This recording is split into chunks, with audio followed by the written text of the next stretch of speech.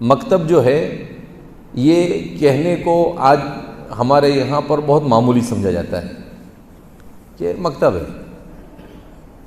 لیکن یہی مکتب ہمارے اور ہماری نسلوں کے ایمان کے محافظ ہیں۔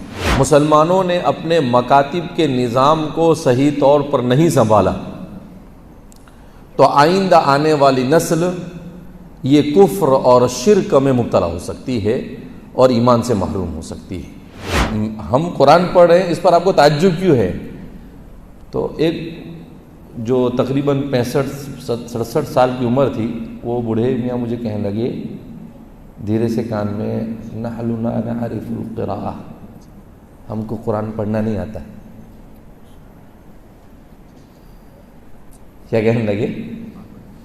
ہم کو قرآن پڑھنا نہیں آتا۔ تو مجھے شوق لگا، میں نے کہا انتم عرب، آپ تو عرب ہے، آپ کے لیے قرآن پڑھنا کون سا مشکل کام ہے؟ تو وہ زاروں قطار ہونے لگے، کہا کہ نہیں مجھے بھی نہیں آتا ہے، میری بیوی کو بھی نہیں آتا ہے، میرے گھر میں کوئی قرآن پڑھنا نہیں جانتا۔ والا دل بدل دے۔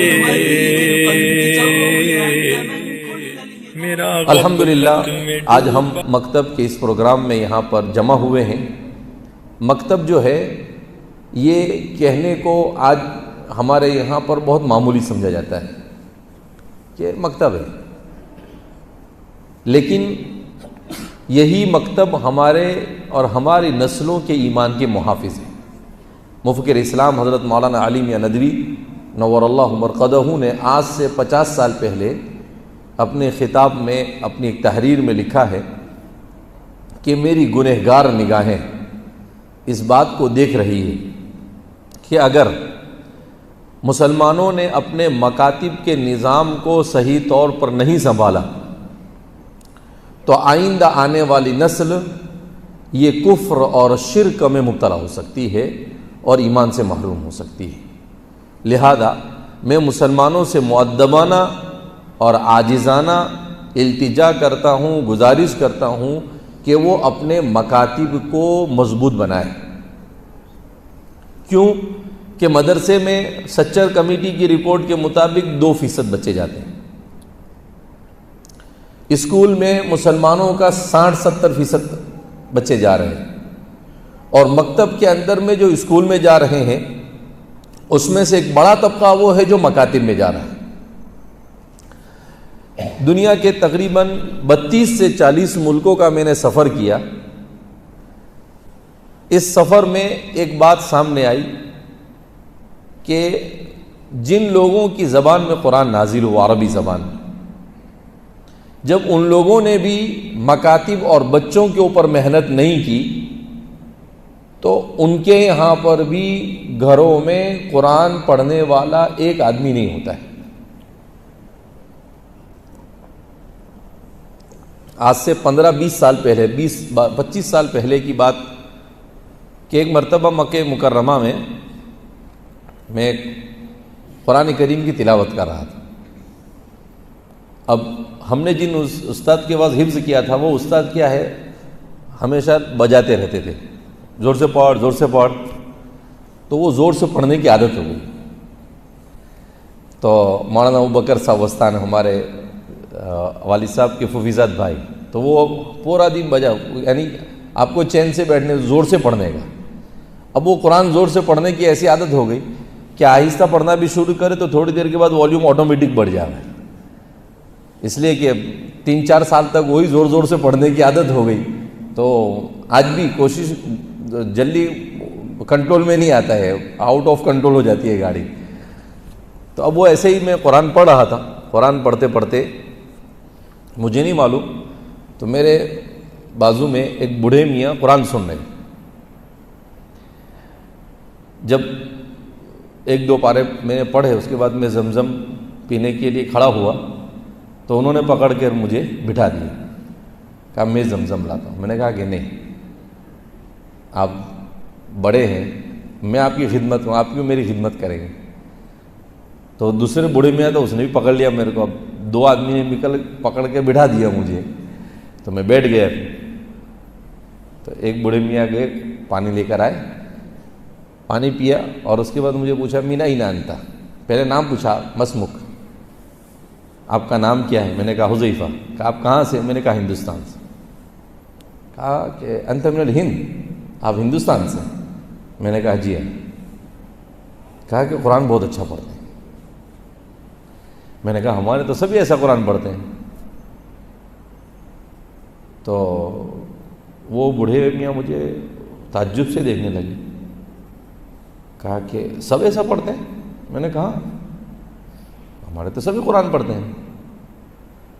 تو وہ تینوں بوڑھے ایک دوسرے کو دیکھ کر تعجب کرنے لگے. تو مجھے اور تعجب ہوا. تو پھر میں نے ان سے پوچھا کہ آپ لوگ کہاں سے؟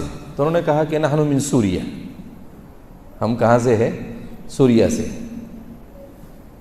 تو پھر میں نے کہا کہ ہم قرآن پڑھ رہے ہیں, اس پر آپ کو تعجب کیوں ہے؟ تو ایک جو تقریباً 65-67 سال کی عمر تھی, وہ بوڑھے میاں مجھے کہنے لگے دھیرے سے کان میں, نحن لا نعرف القراءہ, ہم کو قرآن پڑھنا نہیں آتا. کیا کہنے لگے؟ ہم کو قرآن پڑھنا نہیں آتا. تو مجھے شوق لگا. میں نے کہا انتم عرب, آپ تو عرب ہے, آپ کے لیے قرآن پڑھنا کون سا مشکل کام ہے؟ تو وہ زار و قطار ہونے لگے. کہا کہ نہیں, مجھے بھی نہیں آتا ہے, میری بیوی کو بھی نہیں آتا ہے, میرے گھر میں کوئی قرآن پڑھنا نہیں جانتا. میں تو اب اس وقت تو بالکل ابھی فارغ ہوا تھا. تو میں نے کہا کہ آپ کے یہاں پر قرآن پڑھایا نہیں جاتا ہے؟ کہا نہیں, ہمارے یہاں تو ایسا پڑھانے کا کوئی نظام نہیں ہے. کہا مجھے میرے بچے کو پڑھانا ہے, آپ کا سنا, تو اب میں کیا کروں؟ تو میں نے کہا آپ کی مسجد میں مکتب چلتا ہوگا. اب اپنے وہ کیا معلوم کہ مکتب صرف اپنے ہندوستان میں چلتے ہیں, دوسری کوئی جگہ پر چلتے نہیں ہیں, تو آپ بچے کو وہاں جا کے بٹھاؤ. کہا کہ ہمارے یہاں ایسا کچھ ہوتا نہیں ہے. اس کے بعد میں نے ان کو بتایا کہ بھئی ہمارے یہاں مکتب کیسے چلتا ہے, مدرسہ کیسے چلتا ہے. تو وہ تعجب کرنے لگے. پھر میں نے ان سے کہا کہ بھئی سوریہ کے تو بڑے بڑے علماء ہوتے ہیں. کہا کہ وہ کچھ لوگ جو عالم بن جاتے ہیں وہ بن جاتے ہیں, ورنہ عام وہاں کی حالت یہ ہے کہ اکثریت کو قرآن کی تلاوت بھی آتی نہیں. تو اس وقت مجھے قدر ہوئی ہمارے بزرگوں کی کہ اللہ جزائے خیر عطا فرما کہ یہ مکاتب کا نظام شروع کیا, تو آج ہم قرآن پڑھ رہے ہیں, ورنہ وہ اہل عرب ہو کے بھی قرآن نہیں پڑھنا جانتے. وما ربک بظلام للعبید, ہم کسی پر عذاب آئے, کسی پر تکلیف آئے, اس پر ہمیں ہرگز خوشی نہیں ہے. لیکن جو یہ 90%, 95%, 100% مسلمان ہے, اس کے باوجود بھی ان کے اوپر جو یہ پریشانیاں آ رہی ہے, اس پریشانی کی ایک بنیادی وجہ یہ کہ انہوں نے اللہ کی کتاب کو چھوڑ دیا, انہوں نے اللہ کے دین کو چھوڑ دیا. اور جو بھی قوم مسلمان ہونے کے بعد اپنے دین سے دور ہوتی ہے تو وہ دنیا میں عذاب میں مبتلا ہوتی ہے, اور آخرت کا عذاب اس سے بڑا ہوا ہے. لہذا ہمیں اپنے ان مکاتب کی قدر ہونی چاہیے, ان مکاتب کو مضبوط بنانے کی فکر ہونی چاہیے, ان مکاتب کو مؤثر بنانے کی فکر ہونی چاہیے. کیسے ہمارے مکاتب کا نظام مؤثر ہو. جیسے آج میں مکتب میں گیا تو جہاں پر مکتب کا رزلٹ اچھا لگا مجھے, وہاں پر ایک چیز مجھے نہیں اچھی لگی کہ مکتب میں بچے آئے ہیں, پڑھ رہے ہیں, لیکن 60-70% بچے ایسے ہیں کہ ان کا لباس کوئی ٹی شرٹ پہن کر آیا ہے, کوئی پینٹ پہن کر آیا ہے, سر پر صرف ٹوپی ڈال دیا. تو ماں باپ کو کم سے کم اتنی فکر ہونی چاہیے کہ وہ بچہ مکتب جا رہا ہے تو مکتب تو کم سے کم اسلامی لباس میں جائے. مکتب میں تو کم سے کم کفنی ٹوپی یا کم سے کم وہ جبہ پہن کر جائے کہ بھائی دین سیکھنے جا رہا ہے. ہم جب اپنے بچوں کو اسکول بھیجتے ہیں تو کیسے بھیجتے ہیں؟ بالکل ایٹی کیٹی میں بھیجتے ہیں کہ بھائی اسکول کا یونیفارم یہ ہے, اور اس کو نہا کر جانا ہے, سر میں تیل لگائے گا اور خوشبو لگائے گا, تھوڑا سا بڑا ہو گیا تو پرفیوم لگانا شروع کر دے گا. تو جب دنیا کی تعلیم کی ہمارے یہاں پر اتنی اہمیت ہے تو دین تو اس سے زیادہ ضروری ہے۔ یہاں تو ہم کو اور اچھے سے جانا چاہیے کہ بھئی کیا اللہ کا کلام پڑھنے جا رہا ہے، کلام اللہ۔ حضرت اکرمہ بن ابی جہل رضی اللہ تعالی عنہ، وہ جب قرآن کریم کہیں لکھا ہوا پاتے تھے، جو پہلے تو قرآن پورا مکمل لکھا نہیں گیا تھا، تو وہ اس کو لیتے تھے اور کہتے تھے، اس کو چومتے تھے اور کہتے تھے ھذا کلام ربی، اس کو سر پر رکھتے ھذا کتاب ربی۔ تو اللہ کے کلام کی عظمت دل میں جب کم ہو جاتی ہے تو یہ صورتحال ہوتی ہے۔ لہذا اس بنا پر ماں باپ کو بھی فکر مند ہونا چاہیے کہ ہمارا بچہ دنیا سیکھے نہ سیکھے مگر دین سیکھنا ضروری ہے، اس کا ایمان راسخ ہونا ضروری ہے۔ ہمارا بچہ موبائل میں کیا دیکھ رہا ہے اس کا بھی والدین کو علم ہونا چاہیے، ورنہ حدیث پاک میں اللہ کے رسول صلی اللہ علیہ وسلم نے ارشاد فرمایا کہ یصبح الرجل مؤمنا ویمسی کافرا، کہ آدمی صبح میں مومن ہوگا شام کو کافر ہو جائے گا، یمسی مؤمنا ویصبح کافرا، شام کو جب چارپائی پر آیا تو مومن ہوگا اور صبح ہونے تک کافر ہو جائے گا۔ تو مجھے بڑا تعجب ہوتا تھا جب بخاری شریف میں یہ روایت پڑھانے کے لیے آئی گزشتہ سال، تو میں سوچنے لگا کہ اللہ، آدمی بستر پر پڑے پڑے کیسے کافر بنے گا؟ پھر میرا ذہن گیا، میں نے کہا کہ ہاں، آدمی موبائل میں کوئی ایسی غلط چیز دیکھ لے اور پھر اسلام کے بارے میں شک اور شبے میں مبتلا ہو جائے تو بستر پر پڑے پڑے ایمان سے نکل جائے گا۔ کہ ایسا زمانہ ہے کیا ایمان سے نکل جائے گا اور آدمی کو پتہ بھی نہیں چلے گا کہ وہ ایمان سے نکلا یا نہیں نکلا۔ اس لیے میرے بھائیو، دوستو اور بزرگوں، ہمیں اس بات کو سمجھنا ہے کہ سب سے اہم ترین چیز جس کے لیے مال بھی قربان کیا جا سکتا ہے، جان بھی قربان کی جا سکتی ہے، عزت بھی قربان کی جا سکتی ہے، وہ صرف اور صرف ایمان ہے۔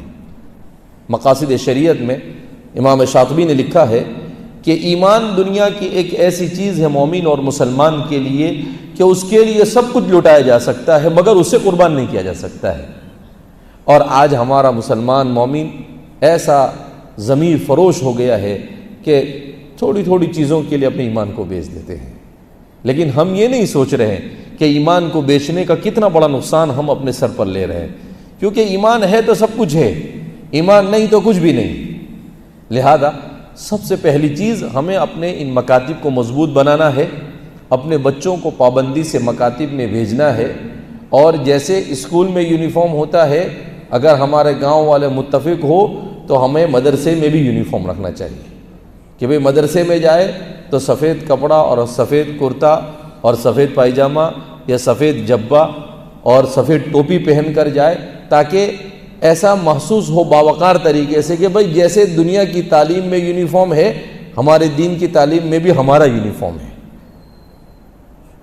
لہذا ہمیں اپنے مکاتب کے نظام کو مضبوط بنانا ہے۔